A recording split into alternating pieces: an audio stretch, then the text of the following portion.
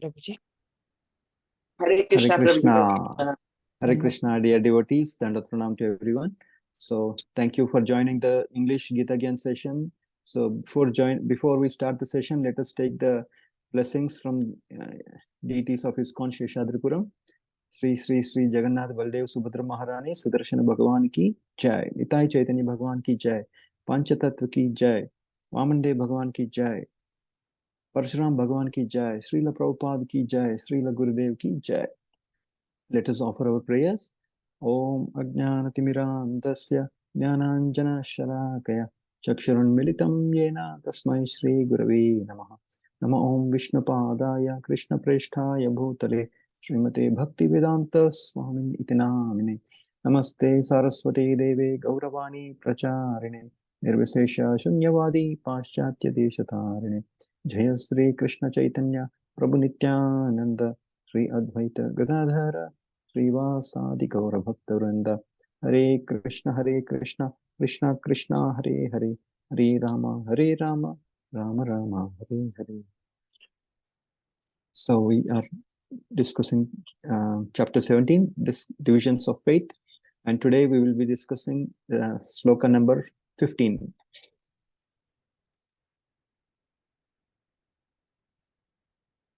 Anudvegakaram vakyam satyam priyahitam chayat swadhyaya vyasanam chaiva vanmayam tapa uchyate. Austerity of speech consists in speaking words that are truthful, pleasing, beneficial, and not agitating to others, and also in regularly reciting Vedic literature. Thank you, Prabhuji. Hare Krishna. So, dear devotees, just for a small 1 minute recap, and then we'll proceed to sloka number 15. So here, if we see in 15th chapter, the Lord spoke about the Supreme Merciful Lord explained to us how great and how transcendental He is, and how we can reach His abode. In 16th chapter, the Lord told us about the divine and demoniac characters, right? Because which makes us eligible or ineligible to come back to His abode. So it's a continuation, like in the 17th chapter also he's talking about the faith, the foodstuffs, and the sacrifice in different modes, right? In goodness, passion, and ignorance. So we just recently we spoke about the foodstuffs. What sort of foodstuffs are in mode of goodness, ignorance, and passion, and then the same way sacrifices also we have seen. And just recently, last sloka, we spoke about austerity of body. The Lord spoke about the austerity of body. So today we will be speaking about, the Lord is talking about the austerity of speech. Okay. So here, the thing is here we have to learn the meaning and also how to apply, right? How according to the Lord Krishna's instructions as below, right? How the Lord is instructing us the meaning and how to apply. So anudvegakaram vakyam means doesn't agitate others or disturbs the mind of other people. That is the first thing. Anudvegakaram vakyam. Anudvega means not to agitate. Next one is satyam. It should be truthful, right? And the third one is priyahitam. Priyahitam means it should be beneficial and pleasing. It should be like that. And swadhyaya. It says swadhyaya means we have to read scriptures. And abhyasam. Abhyasam means we have to practice. So these things we are supposed to do. So vanmayam uchyate. Vanmayam uchyate means that is the austerity of speech. So here I listened to a lecture from Gauranga Darshan Prabhuji. It was very nice. So I'm quoting from there. So here it is said that speech should not be hurting, right? Speech should be we have to speak in a beneficial. We should speak about beneficial topics, not prajalpa. Sometimes it happens, right? Devotees do all the Krishna Katha, etc., and after that there is a possibility that there will be little prajalpa also, especially with Kanishta and Madhyamadhikaris. The Uttamadhikaris, they don't do a lot of prajalpa and all. They are not very much interested. They are mainly into Krishna Katha only. But it happens with Madhyama and the Kanishta Adhikari. This happens by mistake. They don't know. So slowly, once we grow up to the scale of Uttamadhikari, these things happen. Now, but we have to try to avoid that. That is very important. So after, right? So this is what this sloka talks about. And 1 minute, yeah. And truth. So truth might be impalatable, but the speech should be palatable. Yes, sometimes we have to say a few things which are not palatable. It might be that a kid is going to school or somewhere to the exam, and we tell him, oh, my dear son, you have lost your cycle or something like that. You lost something which is valuable. Then he might not be able to write his exam peacefully, right? So in the same way, the truth might be unpalatable, but we can say, well, but the speech should be palatable. Next one. When we speak, we have to display our sympathy, empathy, and sensitivity according to the situation. It's very important to know that. Next one, we should not cause pain to them when we speak. We shouldn't cause pain. Sometimes it happens, whether we are devotees or not. Especially with non-devotees, it's a common thing. But devotees also, we should try our best to not to cause pain to the devotee, to others. Whether you're a non-devotee or a devotee, the main thing is when we speak, it should not cause pain. Next one is we should speak in a sensitive manner, not in agitating to others, right? For example, sometimes this happens at the time of exams. When the kids get their exam results, sometimes the father or the guardian or the mother, or sometimes they shouldn't be like, look at that person, that like person who is not in our scale, right? Like, for example, there might be we might be in a very good position, and they will say, oh, see, the washerman kid has got a better marks, the cobbler's son has got a better marks than you. We shouldn't speak like that. Failure is there, but it shouldn't cause painful to them. That's very important. Or for example, see, their business has failed, our business has failed, and their business is flourishing. So failure will be there, but the speech should be priyahita. It should be anudvegakaram. It should be palatable. That is one thing. Next one is priyahitam. So who can talk the anudvega? Yes, there will be some anudvegakara vakyam also, like bad news will be there. So who should talk? Here it is saying, the third one is, who should communicate? The people who are very nearer to us, right? People who are very well-wishers, they should talk. They can talk in a little anudvegakaram, no problem. Yes, because the kid knows, yes, he is my father, he is my mother. Especially if there is a good relationship between them. If it's not like 1 month there is no talk, and all of a sudden there is a result, and we talk in a bad manner. No, not like that. All the 1 month before the exam, there was a very nice approach, very nice talk between the parents and the kids, and then the father gives a little anudveka, no problem, because the kid knows, yes, my father is my well-wisher. So it should be like according to the situation. So that we should manage like that. And also here, the fourth point is, it is saying that we have to read and recite the scriptures, the Chaitanya Charitamrita, the Srimad Bhagavatam, Bhagavad Gita. When we read these scriptures, we can communicate effectively, because the speech gets refined, it says, because the scriptures contains different examples of different devotees who appropriately spoke according to the context. So here the most important thing is not just the correct info. Yes, the info might be correct, but it should be practical, appropriate, and sensitive. Our speech should be practical, appropriate, and sensitive. So correct info is only one level, but when we speak in the practical and appropriate, it goes to the higher level. So, for example, if somebody may be asking for us for some help, we might not be in a situation to help, but we shouldn't cut them off in a bad manner. We should speak in our response should be sensitive, right? It shouldn't be only positive. No, I will not help. Not like that, but in a very sensitive manner, we have to respond. So the Lord, Prabhuji was saying like that. And next one, when we should also learn when not to speak, right? It might be satyam, yes. It might be anudvegakaram, yes, not agitating, and priyahitam, beneficial. But there are some times when we shouldn't speak at all. For example, so there might be, right? For example, there are a lot of elders, or the place is not suitable, right? The time, place, and circumstances also we should see before we speak. So when the situation is not perfect, we should not speak at all. It says like that here. And when we don't apply these formulas, now what happens? Yes, somebody is saying no, somebody is ignorant, or somebody doesn't want to apply these formulas in their life. So what will happen? The result is the relations will be spoiled, right? Relationships are compared to earthen pots. The earthen pots, how are they? They're very brittle, right? At any time they may break. So that's why our relationships are considered to be as earthen pots. They're brittle. Now, what will happen when this happens? When we speak in an anudvegakaram, like in an unpalatable way, the relationships break. And especially if this happens continuously in a very bad manner, relationships will break. So that's why we should not talk in a provocating or disturbing or agitating tone. The tone also is very important because people will get hurt, right? In the same manner, what we have to do is forgive and forget. But if the hurt is too much and continuous, even that is not possible, right? It's a little hard to forgive, right? That's why our speech should be palatable. It's very important. Sensitive, right?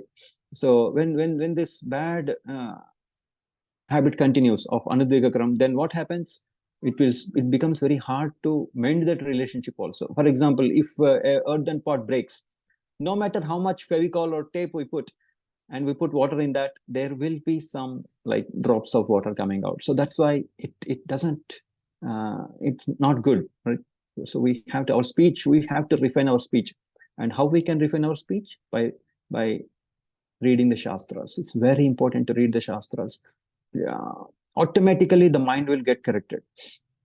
Now, why these things happen? Because of momentary anger, ego, and speaking harshly. It's very important, right? That's why before the pot breaks, we have to be careful. In the same way, before the relationship breaks, we have to be careful.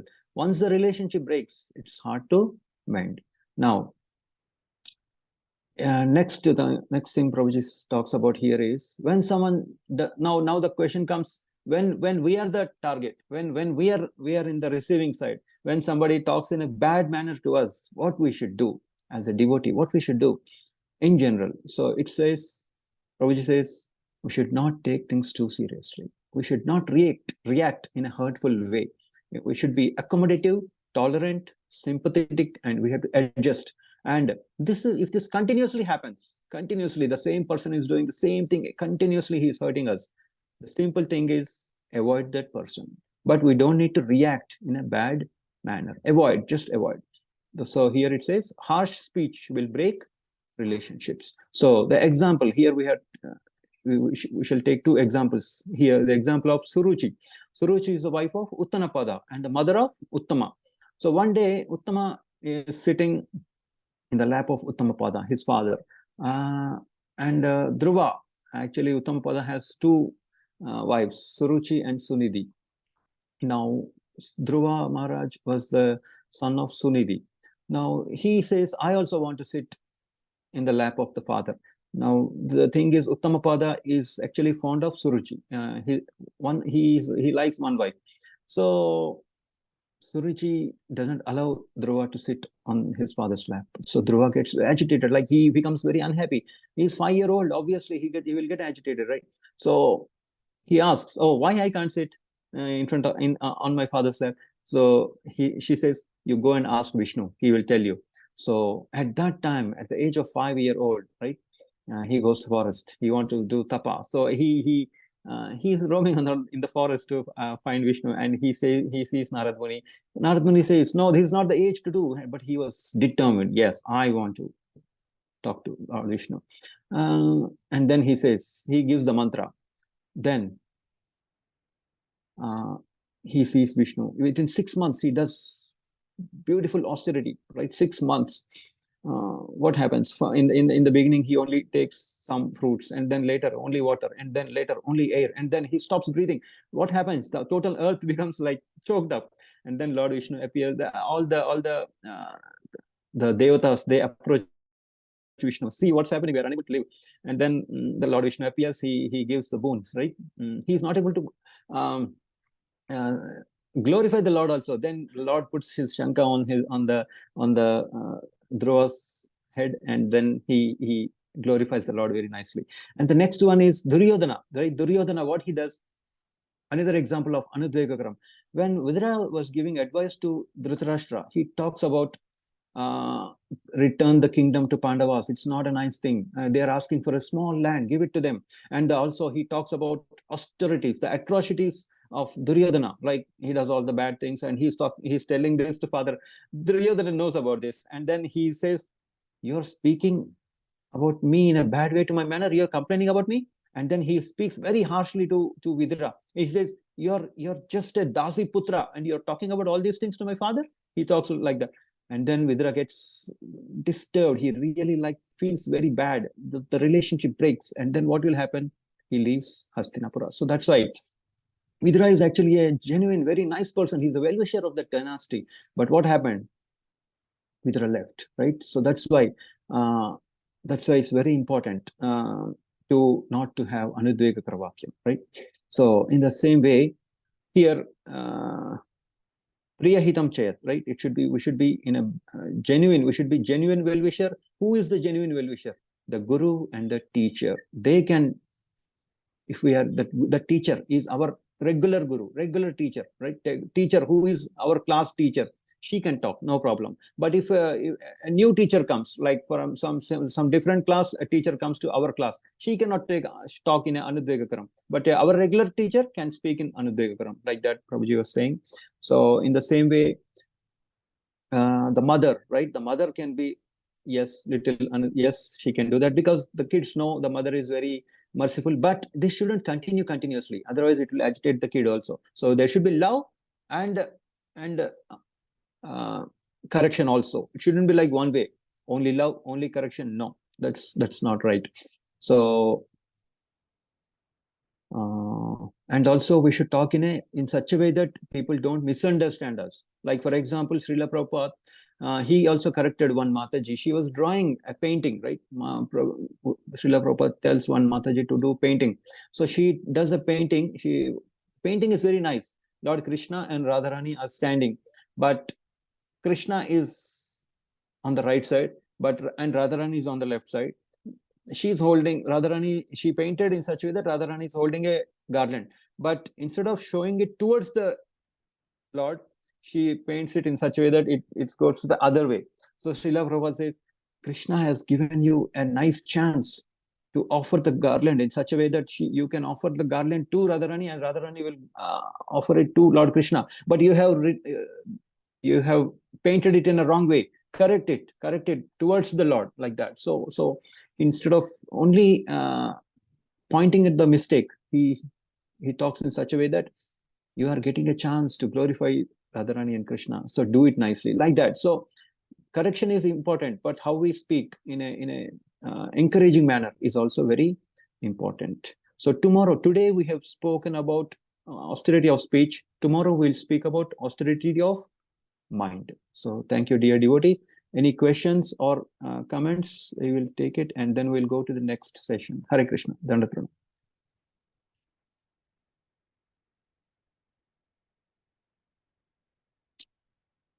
Hare Krishna, Prabhuji. Hare Krishna. Danda Pranam. Dandavat Pranam, Prabhuji. When we get somewhat motion, some situation comes out to control the situation. So because of we are coming in according to circumstances we have brought up. So how to control such a situation to pass by them? Yes. So see, whatever speech, first thing comes from the mind, right? So that's why we have to do austerity of mind. Tomorrow we'll discuss about austerity of mind, how to control the mind. Because if we control the mind, obviously we can control our speech. But what mantra iti mantra, right? Mantra iti mantra, right? Through mantra we can control the mind. So that's why chanting of the Lord is chanting of the Hare Krishna Maha Mantra, which is a form of the Lord, right? We have to chant continuously with attention. Then our mind will come into our control. Then our speech will also be in control. Because see, first thing here, the simple thing to understand is we are all not perfect.